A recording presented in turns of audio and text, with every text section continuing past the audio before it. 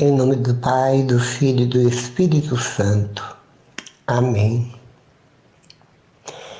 Nós fechamos o mês de maio, que é um dos meses mais encantadores do ano. Isso quer dizer que, sem tirar tudo aquilo que diz respeito a Jesus, mas Maria, com certeza, como a Senhora do mês de maio, aqui apareceu no dia 13 de maio, e sempre no mês de maio a gente fala que é o mês das mães, mas é o mês da mãe maior, a mãe de Deus e nossa mãe, aquela que subiu para o Calvário, sendo mãe unicamente de Jesus, e dali desceu mãe de toda a humanidade. Isso ficou gravado indelevelmente por todo sempre, por toda a eternidade. Foi num pacto de sangue, já às portas da morte de Jesus, de um Deus homem, que por toda a humanidade deu a sua vida como nosso Salvador. E Ele queria que nós tivéssemos uma intercessora santa, assim como Ele a escolheu para ser mãe dele, e como ela não poderia ser mãe de um santo dos santos, 3 vezes santo, só poderia ser ela, que é como todas as mulheres, porém ela era cheia de graça. Ela carregava toda a plenitude de virtudes, de pureza, de castidade, e por ser tão amiga de Deus, Criador, ela, na sua gratidão de mulher, na sua gratidão de uma mulher que possui todos os atributos femininos, o romantismo, a bondade, a gratidão, o carinho, a feminilidade, e acima de tudo uma grande mulher, embora pequena e forte, pequena no seu tempo, onde as mulheres nem ler poderiam. Mulher era marginalizada e os deveres das mulheres eram criar filhos e cuidar do marido, unicamente isto. E Maria não era diferente, claro que não, mas o coração dela diferiu porque Deus a fez assim. A confeccionou como um lírio no lodo, o louro belíssimo, branquíssimo, imaculado, mas brotou de um lugar, de um charco sujo, com mau cheiro, que é o mundo em que vivemos por causa do pecado. Mas ela se destacou porque ela era um lírio imaculadamente branco, imaculadamente virgem, pura, isenta do pecado original como os outros e como as outras mulheres. E o mês de maio, que prolongou até o dia 31, foi coroado com chave de ouro, foi fechado com chave de ouro, sendo o dia da visitação de Nossa Senhora a sua prima Santa Isabel. É óbvio que essa visitação caracterizou-se de uma forma, uma caracterização assim relevante na vida de Maria e de Isabel. Caracterizou Maria e Isabel naquele encontro como duas santas de ventres dilatado que se aproximaram uma da outra, sendo parentes. Uma velha e estéril que concebeu pelo poder do Espírito Santo, e a outra jovem que concebeu também pelo mesmo Espírito. E a primeira que engravidou-se era mãe do último profeta do Antigo Testamento e mãe do primeiro profeta do Novo Testamento. Ali na Anunciação abriu-se a cortina do novo tempo, da plenitude dos tempos, de um tempo novo que começava a surgir ali, e o filho daquela mulher estéril e anciã nasceria pelo poder do Espírito Santo, precursor de Jesus. Aquele que era de tão santo, tão cheio da justiça de Deus, que anunciava e denunciava, e vivia na íntegra como um profeta do seu tempo, vestindo pele de ovelha, comendo mel silvestre, grilos e outras coisas da selva. E ele ali, embora todo o povo, vendo nele um profeta, vendo nele um testemunho vivo, ele negava diante da humanidade não aquilo que ele era, mas ele apontava aquele que verdadeiramente veio para renovar a face da terra. Ele apontava para Jesus, seu primo, e dizia: aquele sim, aquele é o Cordeiro de Deus que tira o pecado do mundo. Não é a mim que deveis seguir, mas a ele. A humildade de João Batista de reconhecer isso depois que ele se tornou jovem. Mas no encontro da visitação, mal Isabel ouviu o cumprimento de Maria, que andou 150 quilômetros de Nazaré até Eucarim, as montanhas, onde ali ela vivia com Zacarias, que era sacerdote, e por duvidar que a esposa dele conceberia, Deus o puniu temporariamente, tornando-o mudo. E quando Maria chega ali naquela casa, levando dentro de si o Salvador, Isabel ficou radiante de alegria com a proximidade da Virgem, com a proximidade do Salvador, e exclama em alta voz: bendito és tu entre todas as mulheres negras, amarelas, todas as mulheres do nosso tempo, porque tu és cheia de graça. Bendito és tu entre todas as mulheres, e bendito é o fruto, aquele que está dentro do teu ventre, que é o próprio Jesus. De onde me vem a honra de estar diante de mim, o meu Senhor? Porque assim que a tua saudação chegou aos meus ouvidos, aquele que estava dentro de mim estremeceu, senti a sua alegria vibrar. Ele percebeu também, por obra de Jesus e por obra do Espírito Santo, que onde você, minha prima Maria, fosse como um para-raio, a senhora atrai e atraiu até a minha casa todo o poder do alto, que é o próprio raio, o fogo, a língua de fogo que derrama e transforma os corações.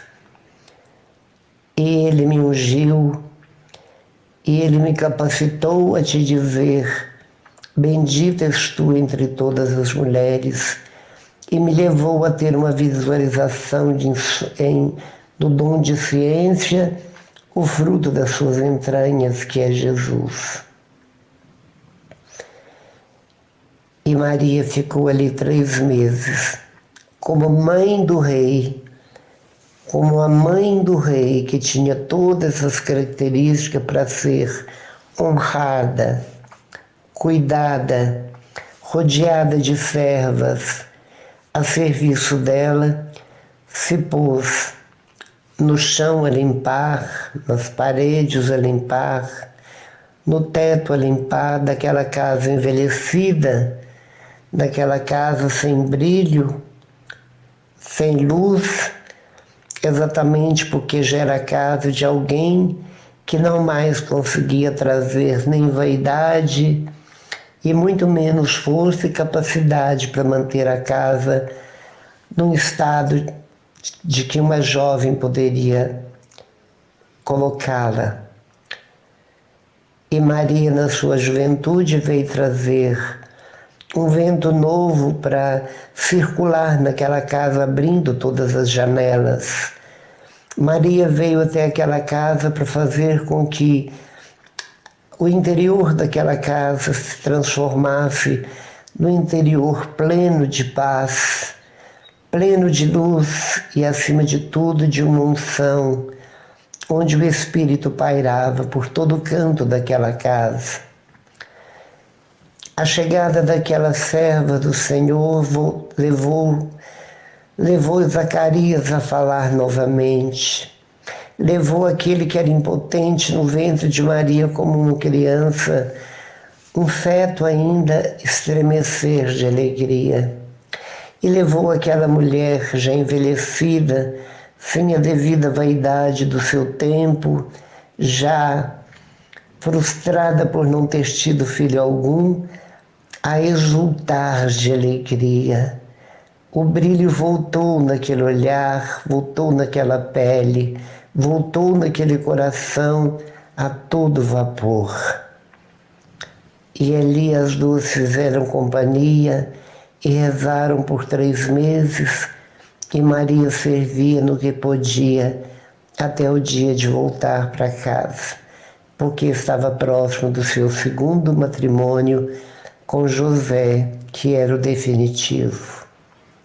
E mais deixou para trás o rastro de um povo edificado, de um povo transformado, de um lugar santificado com a sua visita e a visita de Jesus e a visita do Espírito Santo. Nossa Senhora tem por título visitadora. Ela é a mulher visitadora. Ela não foi visitadora apenas naquele momento, porque o anjo lhe contou que Isabel estava grávida. Ela foi mais uma visita que ela fez, porque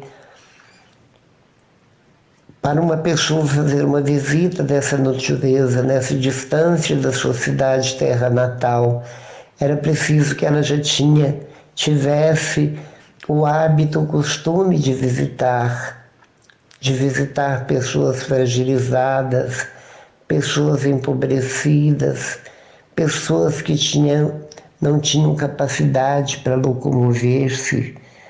Maria tinha essa sensibilidade, essa percepção, assim como ela teve a percepção de perceber que faltava vinho na boda de Caná, onde ela e seu filho e muitos dos apóstolos foram convidados. Porque ela sempre foi sutil, ela sempre foi capaz de perceber, no mais escondido que possa ter, as dificuldades da casa onde ela se encontrava, pelo sopro do Espírito e pela sua sensibilidade aguda. E Maria, quando ela nos visita, e ela sempre escuta nossos rogos, a sensibilidade, a força de vontade, a caridade dessa mulher não é de omitir, não é de ficar esperando, não é de deixar para depois, não é de estar cansada, mas é de sempre estar no lugar que ela é solicitada, onde se grita sempre Nossa Senhora, como nós gritamos, porque sabemos que ela nos acode. Acode no sentido de trazer força, de nos trazer seu exemplo de mulher de pé diante da cruz. Nos traz o exemplo que Jesus nos ensinou, exatamente porque ela fora mestra de Jesus quando Jesus criança, e dava a ele os joelhos como casteiro escolar. E quando Jesus vai crescendo em estatura, sabedoria e graça diante de Deus, Jesus dá o próprio coração como mesa escolar, como carteira escolar, e ensina para todos os seus apóstolos e discípulos, tendo no centro delas a Virgem Maria, sua mãe, que fora dele a mestra, tudo aquilo que ele ensinava para uns, todos ouviam os mesmos ensinamentos de um mestre de Israel, que competindo com os maiores doutores da lei, ele ia além. Ele causava admiração e elevava as pessoas, que arrepiava com suas palavras, com seus exemplos e com seu testemunho, com a unção da sua voz, com a autoridade com que ele falava, ele arrebatava, ele convertia multidões para Deus, para o verdadeiro Deus e não o Deus daquele tempo. Os deuses que as pessoas desconheciam, Jesus, tendo conhecimento tão íntimo e profundo, foram nos desenhando e nos ensinando toda a grandeza dele, transmitindo para nós, desenhando nos nossos corações e mostrando o quanto ele nos ama. E para representá-lo como sendo o coração do Pai inserido de nós, Jesus amou na íntegra e até a morte cada coração, por mais pobre e miserável que fosse, por mais prostituído que fosse, por mais pecador que fosse, porque Jesus não fez escolha para salvar.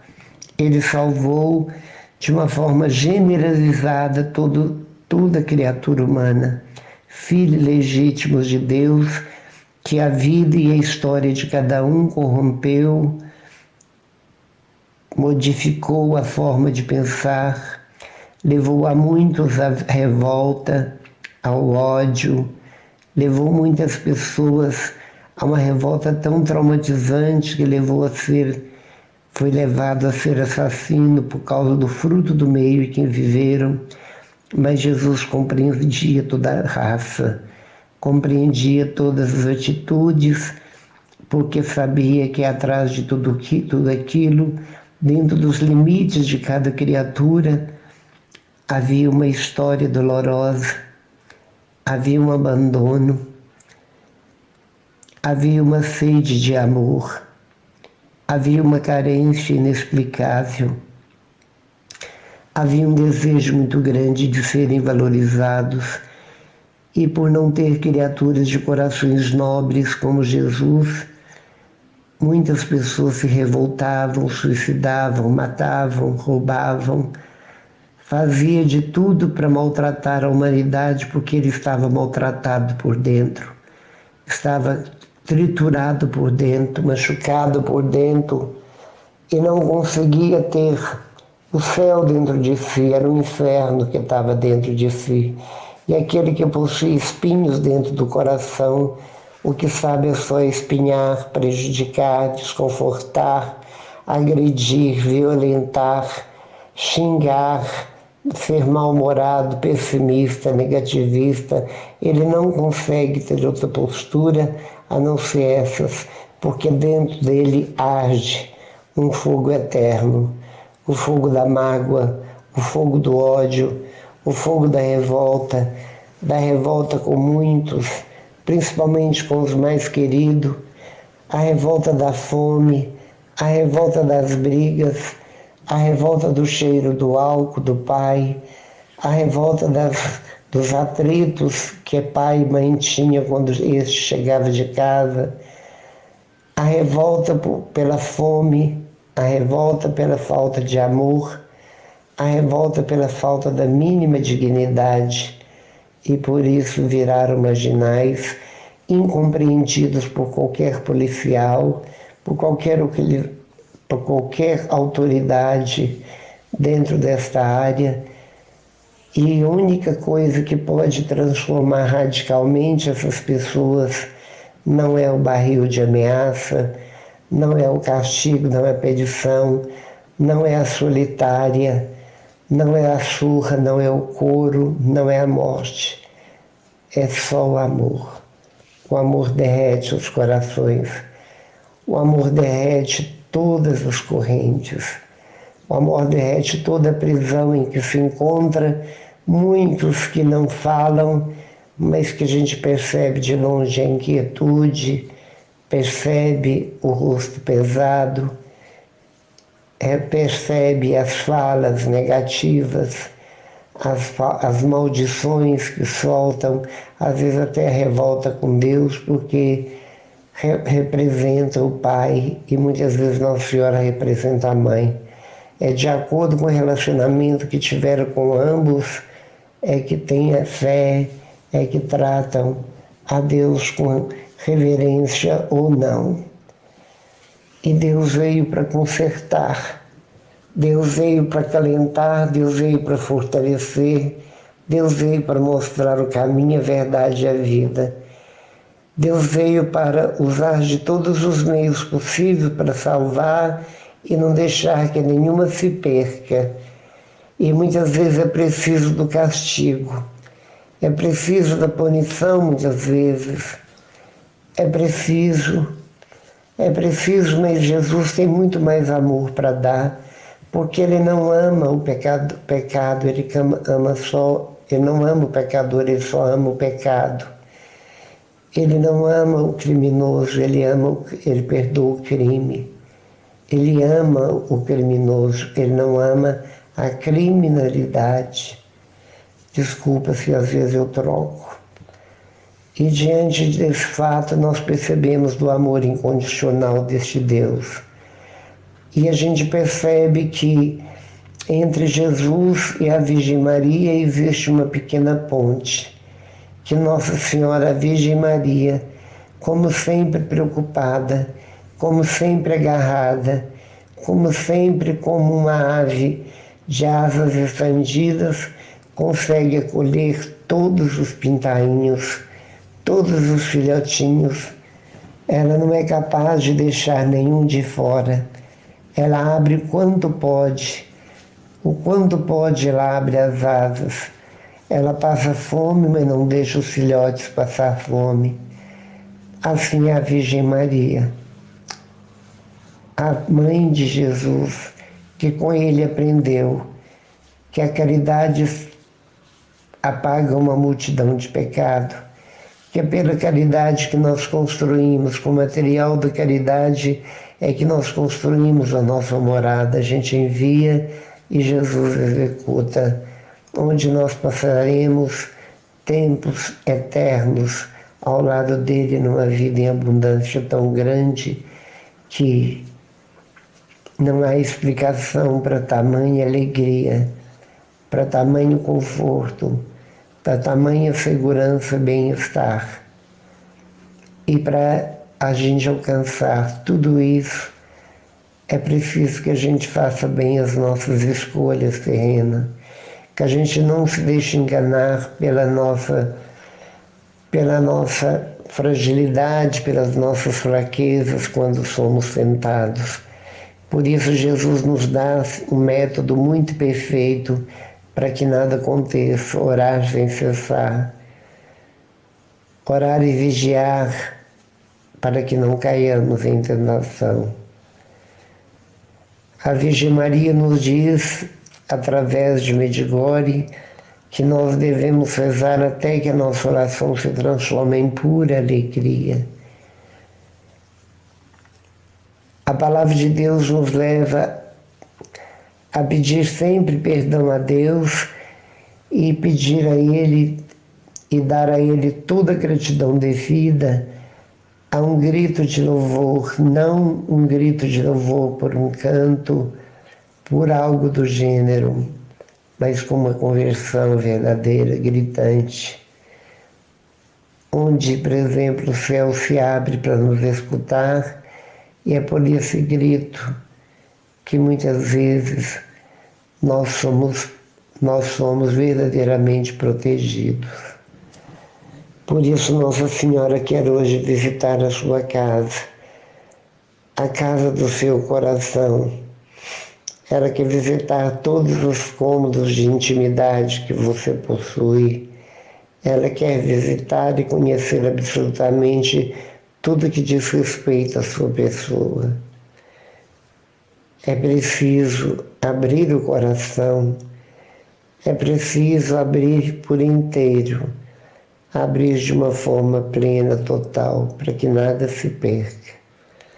Abre as portas para o coração, do seu coração, para que a Virgem Maria entre e com o ventre dilatado de Jesus, o seu Filho, ela vai transformando tudo aquilo que você está enfarada, que você está enjoada, que você não está querendo. Deixe que Maria vá enchendo seu coração de unção. Vai deixando que a Virgem Maria te ajude a rezar, te ajude a buscar a santidade a todo preço. Busque agora a Virgem Maria, clamando: Ave Maria, cheia de graça, o Senhor é convosco, bendita sois vós entre as mulheres, e bendito é o fruto do vosso ventre, Jesus. Santa Maria, Mãe de Deus, rogai por nós, os pecadores, agora e na hora de nossa morte. Amém. Louvado seja nosso Senhor Jesus Cristo ao lado da Virgem Maria, para sempre seja louvada. Uma boa semana para todos nós. Um bom dia para todos nós. E que a santidade esteja como está em nosso alcance, que ela também nos acompanha, onde Deus, por misericórdia de todos nós, nos dará toda a ajuda possível. Que Deus nos abençoe, nos guarde e nos livre de toda fonte de mal. Amém.